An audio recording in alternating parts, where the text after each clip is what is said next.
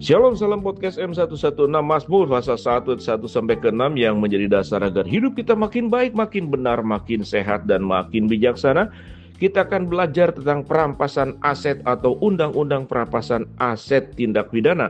RUU perampasan aset bila sudah disahkan menjadi undang-undang dan menjadi payung hukum dalam penegakan hukum terhadap kasus yang melibatkan dana besar, terhadap kasus yang melibatkan dana besar seperti korupsi, narkotika, perdagangan manusia, kerusakan lingkungan, bahkan perjudian. Pemerintah mengingatkan agar rancangan undang-undang perampasan aset tindak pidana dapat segera disahkan DPR.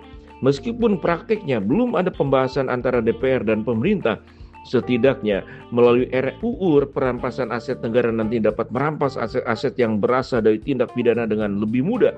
RUU perampasan aset mengandung konsep non-conviction based atau penerapan perampasan aset tanpa tuntutan pidana.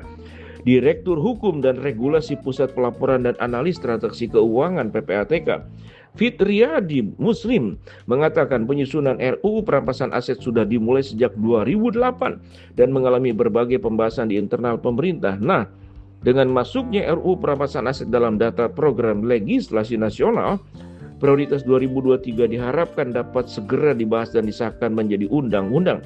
Dengan demikian, dapat menjadi payung hukum dan memudahkan dalam penegakan hukum terhadap kasus yang melibatkan dana besar seperti korupsi, narkotika, perdagangan manusia, kerusakan lingkungan, perjudian. Fitriadi menilai praktek penegakan hukum terhadap perkara-perkara tersebut mengalami kesulitan saat negara melakukan perampasan aset tindak pidana. Saat ini, sistem yang ada selalu dikaitkan dengan pemidanaan. Cari pelakunya dulu dengan tuntutan dakwaan orangnya, lalu masukkan juga tuntutan agar aset hasil tindak pidananya dirampas. Sistem ini ideal dan bagus, tapi banyak kesempatan kesulitan memidanakan orangnya, misalnya karena meninggal, kabur, atau lepas, sehingga tidak ada dituntut ketika mau dipidanakan walau kuat indikasinya. Ujarnya, dalam bincang bertemu RUU perampasan aset bisa rampas aset koruptor, bandar narkotika, sampai penipu pada Jumat pekan kemarin. Shalom, salam podcast M116. Kejahatan buat orang yang punya kedudukan, punya koneksi, punya kekuasaan, itu punya potensi yang sangat besar. Dan pada akhirnya kerakusan oleh sebagian orang itu menyengsarakan mayoritas masyarakat. Sehingga memang pendidikan saja kekuasaan jika tidak punya karakter, jika tidak punya hati yang takut akan Tuhan, dia akan menggunakan segala sesuatunya itu untuk kepentingan-kepentingan sendiri.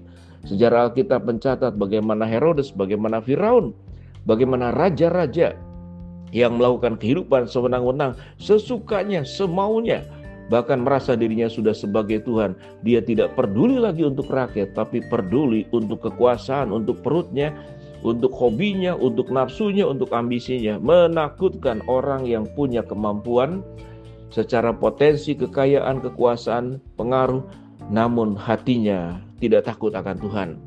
Dan orang yang tidak takut akan Tuhan, dia pun tidak peduli kepada orang lain. Semoga kita tidak masuk dalam kelompok-kelompok orang yang seperti demikian, karena kita hidup dipanggil bukan untuk memperkaya diri, bukan untuk merugikan orang lain, tapi dipanggil untuk memberkati. Shalom, salam podcast M116.